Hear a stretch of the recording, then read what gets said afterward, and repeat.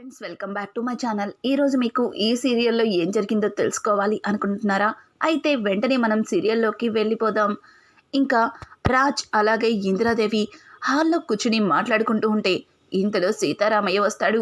ఏంటి చిట్టి, అందరూ అలా నవ్వుతున్నారు, నాకు కూడా చెప్పండి అని చెప్పి అడగడంతో ఏం లేదులే తాతయ్య, వీళ్ళు కావాలని నవ్వుతున్నారు, నాకు కోపం తెప్పించేలా చేస్తున్నారు అని అంటుంటే పక్క నుంచి ఇందిరాదేవి అదేం లేదు బావా, అసలు ఏం జరిగిందంటే అని చెప్పి ఇక ఇందిరాదేవి అయితే జరిగిందంతా సీతారామయ్యకి చెప్పడంతో సీతారామయ్య కూడా వెటకారంగా నవ్వుతాడు. తాతయ్య, నువ్వు కూడా వీళ్ళతో చేరి నన్ను చూసి నవ్వుతున్నావా అని అంటుంటే ఏ తప్పేముందిరా, నువ్వు మరి ఇంట్లో ఖాళీగానే ఉన్నావు కదా, పెళ్ళాం దగ్గర భయపడి ఇలా ఇంట్లో ఉన్నావు. అసలు నిన్ను చూస్తుంటే ఒక విధంగా నాకు చాలా బాధగా అనిపిస్తుంది. ఎక్కడ పెళ్ళాం దగ్గర ఓడిపోతానేమో అని భయపడి ముందే ఉద్యోగం మానేసి ఇంట్లో కూర్చున్నావు చూడు, అది నిన్ను చూస్తుంటే జాలేస్తుంది. కానీ నువ్వింతవరకు కావ్య విషయంలో ఒక గొప్ప పని చేసావు రోయ్ అని అంటుంటే ఏంటి, కావ్య విషయంలో నేను ఒకే గొప్ప పని చేశానా? అసలు దాని విషయంలో నేను అన్నీ గొప్ప పనులే చేశాను. దాన్ని పెళ్లి చేసుకుని ఇన్నాళ్ళు భరించడమే నేను చేసుకున్న పెద్ద గొప్ప అని చెప్పి ఇక రాజైతే తన గొప్పలు తను చెప్పుకుంటూ ఉంటే సీతారామయ్య, ఆపరా నువ్వు నీ మాటలు. కావ్య విషయంలో నువ్వు చేసిన ఆ మంచి పని ఏంటో తెలుసా? కావ్య కళని గుర్తించి తనకి కళావతి అని పేరు పెట్టావు. అదే నువ్వు చేసిన ఒకే ఒక్క మంచి పని.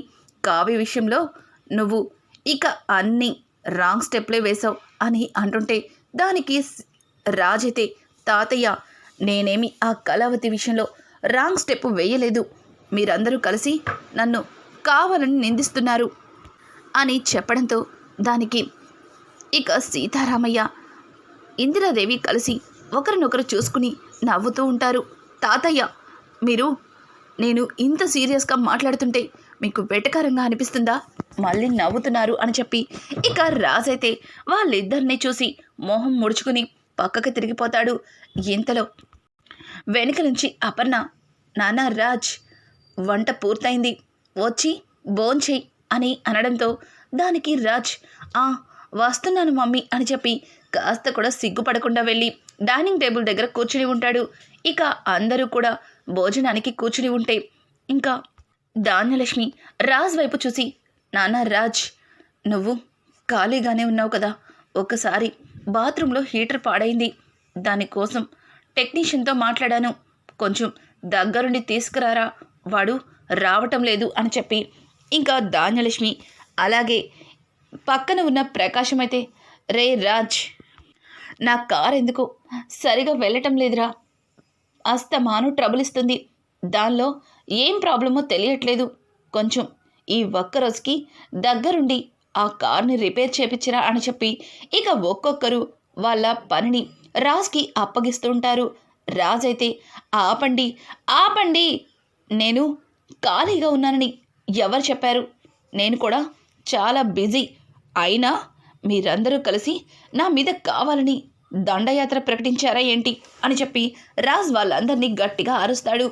చాలా ఆవేశంగా భోజనం పూర్తయిన తర్వాత లేచి బయటికి వెళ్ళిపోతూ ఉంటే ఇక ప్రకాశం అయితే, రాజ్ ఏంట్రా భోజనం పూర్తి కాకముందే వెళ్ళిపోతున్నావు అని అంటుంటే ఇక అపర్ణ అలాగే ఇందిరాదేవి ఇద్దరు కూడా, ప్రకాశం, వాడు ఆల్రెడీ భోజనం తినేశాడు, నువ్వే సరిగా గమనించకుండా వాడు తినలేదని బాధపడుతున్నావు అని అంటుంటే దానికి ప్రకాశం ప్లేట్ వైపు చూస్తాడు.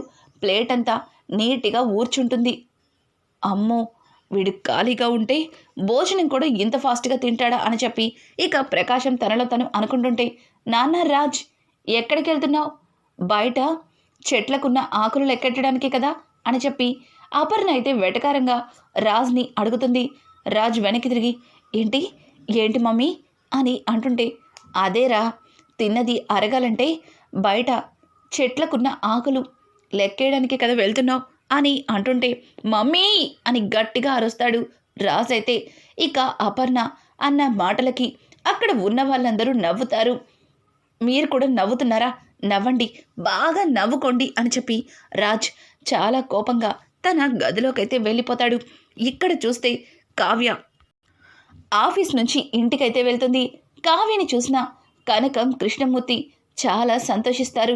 ఇక కనకమైతే కావ్య దగ్గరకు వచ్చి, అమ్మ కావ్య, ఈరోజే ఆఫీస్కి వెళ్ళావు, అక్కడ అన్నీ బాగానే ఉన్నాయి కదా అల్లుడు గారు అను అంటుంటే, ఇంకెక్కడ అల్లుడు గారు, నన్ను చూడగానే ఆయనకి కోపం కట్టలు తెగిపోయింది, ఏకంగా చెట్టెక్కి కూర్చున్నారు.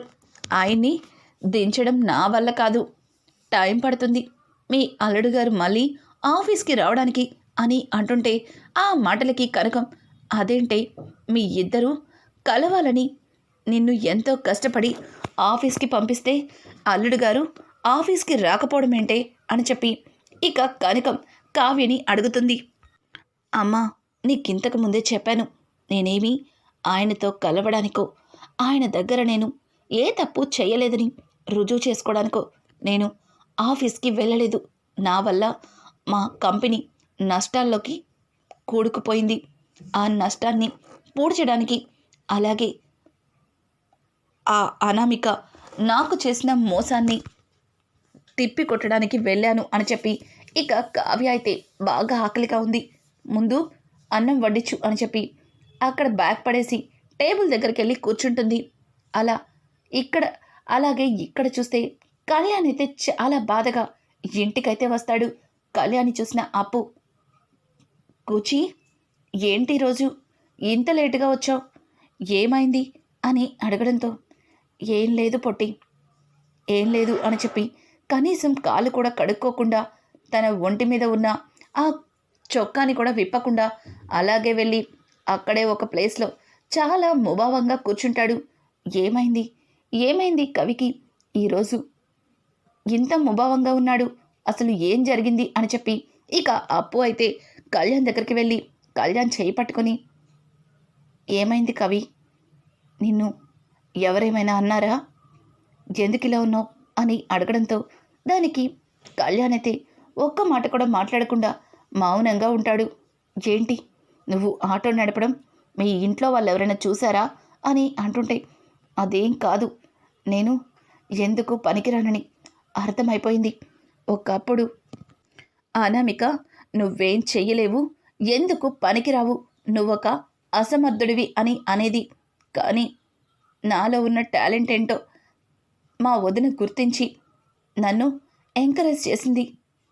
కానీ అంత ఆలోచించుకుంటుంటే ఒక విధంగా అనామిక మాటలే నిజమేమో, అందుకేనేమో నేను ఇలా ఒక అసమర్థుల్లాగా మిగిలిపోయాను అని చెప్పి ఇక కళ్యాణ్ అయితే తనలో తను బాధపడతాడు. అప్పు, ఏమైంది, ఎవరేమన్నారు, చెప్తావా లేదా అని గట్టిగా అడగడంతో ఇక కళ్యాణ్ అయితే తను లక్ష్మీనారాయణ గారిని కలిశానని, ఆయన తనని ఘోరంగా అవమానించిన సంగతి ఇదంతా కూడా అప్పుకి చెప్తాడు. అప్పు చాలా ఆవేశంగా, వాడు నిన్ను అంత మాట అన్నాడా, నువ్వు రాసిన పాటని తీసుకొని తిరిగి నిన్నే మాటలంటాడా, చెప్తా వాడి పని అని చెప్పి ఇక పిడికిలి బిగించి వెంటనే పైకి లేస్తుంటే, ఆగప్పు, ఆగు, ఆయన గొప్ప పేరున్నవాడు, ఇప్పుడు ఆయన నువ్వు నిందిస్తే అందరూ మనల్నే అంటారు అని చెప్పి ఇక అప్పు చెయ్యి పట్టుకొని ఆపడంతో కొద్దిసేపు అప్పు ఆలోచించి, చూడు కవి, నువ్వు వాళ్ళ కాళ్ళు వీళ్ళ కాళ్ళు పట్టుకునే కంటే నీ సొంత ఆల్బమ్ నువ్వే రెడీ చేయొచ్చు కదా అని అడగడంతో ఒక్కసారిగా కళ్యాణ్ అప్పు వైపు చూస్తాడు. ఏంటి, నేనే సొంత ఆల్బమ్ రిలీజ్ చేయాలా, ఏం మాట్లాడుతున్నావు అప్పు అని అడగడంతో, అవును కవి, నీలో ఎంత టాలెంట్ ఉందో నీ పాట రూపంలోనే అర్థమవుతుంది. నువ్వు పాడిన పాట ప్రపంచం మొత్తం ఎంతో ఇష్టపడుతుంది. మరి అలాగే నువ్వు పాడిన పాటని ఆల్బమ్గా చేసి ఎందుకు రిలీజ్ చేయకూడదు, మనం సొంత ప్రయత్నం ఎందుకు చేయకూడదు అని చెప్పి ఇక అప్పు అయితే కళ్యాణ్కి తన సొంత ఆల్బమ్ని రిలీజ్ చేయమని అడుగుతుంది. ఆ మాటలకి కళ్యాణ్ కూడా అప్పు చెప్పింది నచ్చడంతో సరే అన్నట్టుగా ఇక తల ఊపుతాడు. ఇంకా ఇక్కడ చూస్తే రాజ్ అయితే తన గదిలో ల్యాప్టాప్ని ఓపెన్ చేయడంతో ల్యాప్టాప్లో పాస్వర్డ్ పెట్టుంటుంది. ఇదేంటి, ఈ శంకిని ల్యాప్టాప్లో పాస్వర్డ్ని మార్చేసింది, ఇది ఇది ఏం పెట్టుంటుందబ్బా అని చెప్పి ఆలోచిస్తూ కావ్యకి మెసేజ్ చేస్తాడు. కావ్య, మీరు దమ్ముంటే పాస్వర్డ్ని కనిపెట్టమన్నారు, మరి పాస్వర్డ్ని నేనే కనిపెట్టాను, అలాగే మీరు కూడా కనిపెట్టలేరా, ఏ ఆ దమ్ము మీకు లేదా అని చెప్పి కావ్య రివర్స్లో రాజ్కి మెసేజ్ చేస్తుంది. రాజ్ అయితే ఆ కోడి మెదడుదే పాస్వర్డ్ పెట్టుకున్నప్పుడు, పాస్వర్డ్ కనిపెట్టినప్పుడు నేను కనిపెట్టలేనా అని చెప్పి ఇక రకరకాలుగా ట్రై చేస్తుంటాడు. కానీ అస్సలు పాస్వర్డ్ తెలియక జుట్టు పీక్కుంటాడు. ఇక ఆవేశంగా ల్యాప్టాప్ని క్లోజ్ చేస్తాడు. తన ల్యాప్టాప్ తీసి విసిరి కొట్టాలి అనుకుంటాడు, కానీ అక్కడే పడేస్తాడు. అసలు ఈ కోడి మెడది ఏం పెట్టుంటుంది అని చెప్పి రాజైతే ఆలోచిస్తూ అలానే నిద్రపోతాడు. ఉదయాన్నే కావ్య అయితే హడావుడిగా ఆఫీస్కి రెడీ అవుతుంది. కనకమైతే అపర్ణకి ఫోన్ చేసి, వదిన, అదేంటి అల్లుడు గారు అలాగే కావ్య ఆఫీస్లో ఒకే దగ్గర పనిచేస్తూ ఒకరినొకరు అర్థం చేసుకొని వాళ్ళ మధ్యలో ఉన్న గొడవలన్నీ సర్దుమరుగుతాయి, తిరిగి మళ్ళీ ఇద్దరు ఒక్కటవుతారని మనం ఎంతో కష్టపడి కావ్యని ఒప్పించి ఆఫీస్కి పంపిస్తే అల్లుడేమో ఆఫీస్కి వెళ్లకుండా ఇంట్లో కూర్చోడమేంటి అని అంటుంటే దానికి అపర్ణ అయితే, చూడు కనకం, మాకు కూడా రాజ్ని ఇంట్లో కూర్చోపెట్టుకోవడం ఏమైనా ఇష్టమా, వాడిని ఆఫీస్కి వెళ్ళడానికి మేము చేయవలసిన ప్రయత్నాలన్నీ చేస్తున్నాము, వాడే అలిగి ఇంట్లో కూర్చున్నాడు, ఈరోజు ఎలా అయినా సరే వాడు మళ్ళీ ఆఫీస్కి వెళ్ళేలా మేం చేస్తాం, నువ్వేం కంగారు పడకు, ఏమంటుంది కావ్య అని అంటుంటే, అదేమంటుంది, అదిగో ఆఫీస్కి బయలుదేరింది అని చెప్పి ఇక కనకమైతే అపర్ణతో చెప్తూ కాల్ కట్ చేస్తుంది. ఇక్కడ చూస్తే రుద్రాణి ఇంట్లో జరుగుతున్న గందరగోళం ఒకవైపు అయితే కావ్య కంపెనీ సీఈఓ ఏంటి, అసలు ఆ కావ్య ఈరోజు కంపెనీకి వెళ్ళింది, రేపు ఈ ఆస్తికి వారసురాలైపోతుంది, ఏదో ఒకటి చెయ్యాలి అని చెప్పి ఇక రుద్రాణి అయితే రాహుల్ని పిలుస్తుంది. రాహుల్, ఆ కావ్య ఇక ఆఫీస్కి వెళ్ళకూడదు, అది ఆఫీస్కి వెళ్ళకూడదంటే నువ్వు ఇలా ఖాళీగా కూర్చుంటే కుదరదు అని చెప్పి రుద్రాణి అయితే రాహుల్ని రెచ్చగొడుతుంది. కానీ రాహుల్, మమ్మీ, కావ్య, నువ్వు తెలియనట్టు మాట్లాడుతున్నావు, కావ్య ఎంత తెలివైందో, అది ఎంత ముదురో నీకు తెలీదా, తనని కంపెనీ నుంచి ఎలా వెళ్ళగొడతా అనుకుంటున్నావు అని అంటుంటే, చూడు రాహుల్, ఆ కావ్య తెలివైనదే, కానీ ఎంతటి తెలివైన వారైనా ఏదో ఒక పొరపాటు చేస్తారు, ఆ పొరపాటుని పాయింట్ ఆఫ్గా చేసి తనని కంపెనీ నుంచి వెళ్ళగొట్టాలి, ఈ ఇంటి నుంచి ఎలా అయితే తనని వెళ్ళగొట్టామో కంపెనీ నుంచి కూడా అలాగే వెళ్ళగొట్టాలి అని చెప్పి రుద్రాణి మాట్లాడుతుంది. ఇక్కడ చూస్తే అనామిక అయితే ప్రతి విషయంలో కావ్య దగ్గర దొరికిపోవడంతో కావ్యని ఎలా అయినా సరే పగ తీర్చుకోవాలి అని చెప్పి తను సామంత్తో మాట్లాడుతుంది.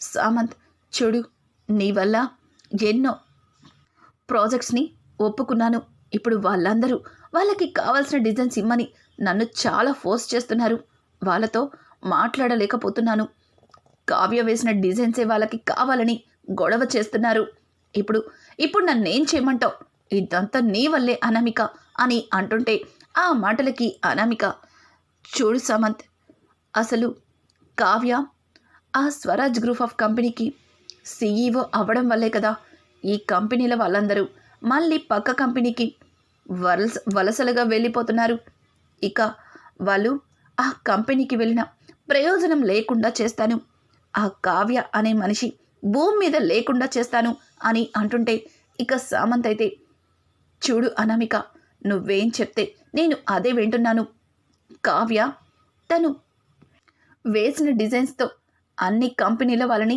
ఆకట్టుకుంటుంది, తనంటూ లేకపోతే అప్పుడు ఆ కంపెనీలో డిజైన్స్ వేసేవారే ఉండరు, అప్పుడు వాళ్ళందరూ మన దగ్గరికే వస్తారు అని చెప్పి సామంత్ కూడా మాట్లాడడంతో, అవును, నేను కూడా అదే ఆలోచించాను, అందుకే ఆ కావ్యకి ఈరోజు చెక్ పెడతాను అని చెప్పి ఇక అనామిక అయితే కొంతమంది రౌడీలను మాట్లాడుతుంది.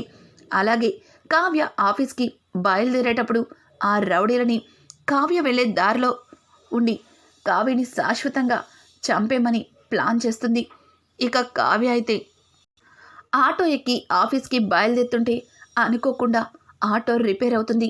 ఆటో రిపేర్ అవ్వడంతో కావ్యని, మేడం ఆటో కాస్త ట్రబుల్ ఇచ్చింది మేడం, మీరేమనుకోపోతే మరొక ఆటో ఎక్కుతారా అని అడగడంతో ఇక కావ్య అంతవరకు అతనికి డబ్బులిచ్చి మరొక ఆటో కోసం ఎదురు చూస్తుంది. ఎంత చూసినా ఒక్క ఆటో కూడా రాకపోవడంతో కావ్య ఇక చిన్నగా నడవడం మొదలు పెడుతుంది. అనామిక ముందుగానే ప్లాన్ చేసుకున్నట్టు అనామిక ప్లాన్ చేసిన రౌడీలు అక్కడే ఉంటారు. ఆ రౌడీలు కావ్య రావడం గమనించి ఇక వాళ్ళు అనుకున్నట్టుగానే లారీతో ముందుకైతే వస్తారు. అలా లారీ తీసుకొచ్చి కావ్యని గుద్దయ్యాలి అనుకునే టైంలో ఒక వ్యక్తి కావ్యని పక్కకి లాగుతాడు. ఇక కావ్య ఒక్కసారిగా తను షాకింగ్లో ఉండిపోతుంది. కానీ తనని కాపాడింది ఎవరో కాదు, రాజ్. అలా ఇద్దరు ఒకరినొకరు దగ్గరవుతారు. ఇక ఉన్నట్టుండి పక్క నుంచి ఒక కార్ వచ్చి కావ్యని డాష్ ఇస్తుంది.